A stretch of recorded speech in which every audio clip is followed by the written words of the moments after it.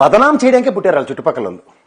ఓ పక్క జగన్మోహన్ రెడ్డిని వ్యక్తిత్వం హననం చేస్తుంటే వీళ్ళని కొంచెం ఒత్తిలో నూనె పోసి కొంచెం ముందుకు తోస్తారు చూడు. నిజంగా ఆయన కావాలని ఏమైనా బ్లేమ్ చేస్తురా? ఉన్న చుట్టూ ఉన్న తగిలిన వాళ్ళు తమాషా ఎక్కడో చూస్తున్నాడు. ఎవరు ఏదో ఉన్నట్టు దగ్గర మాత్రం తగిలిన తమాషా చూస్తున్నాడు. అయితే ఖచ్చితంగా మొమ్మట లేకుండా చెప్తున్నాడు.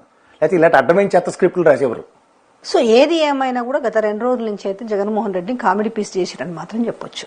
రాసినోడు ఆ స్క్రిప్ట్ రాసిన అదే దరిద్రం చెప్తున్నా, రాసినోడు ఈ పేరు మరి ఏమి ఈక్వేషన్స్ బేస్ చేసి ఆయనకు ఏ క్రొనాలజీ ప్రకారం వివరించారో ఏ మీనింగ్ చెప్తే దీనికి ఆయన యాక్సెప్ట్ చేసినారో తెలియదు కానీ మొత్తానికైతే 2 days నుంచి అయితే కామెడీ పీస్ చేసి ఇది అవునన్నా కాదన్నా ఇది ఫ్యాక్ట్. ఇదండి విషయం. పేటిఎం నాయలు చచ్చారు జగనన్న మాటని కొంతమంది అవును వాస్తవమే అంటారు. ఇలాంటి గడ్డం ప్రసాద్ లాంటి వాళ్ళు సీనియరు జూనియర్ అని చెప్పుకునే జర్నలిస్టులు సాయి లాంటి వాళ్ళు అవును నిజమే అంటారు. ఇలాంటి వాళ్ళు కొంతమంది స్క్రిప్ట్ రైటర్ది తప్పు జగన్ది ఏమీ లేదు అంటారు. ఇక జగన్మోహన్ రెడ్డిని అయితే పూర్తి కామెడీ పీస్ చేశారు. ఒక 10 మెట్లు పడిపోతూ వచ్చిన వైఎస్ఆర్సీపీ 40% ఉన్న ఓట్లు 4% పడిపోయాయి.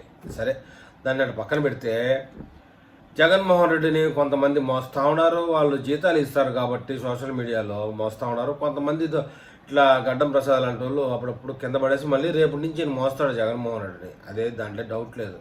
మొత్తానికైతే జగన్మోహన్ రెడ్డిని విమర్శించే వాళ్ళు ఉన్నారు. వైఎస్ఆర్సీపీలో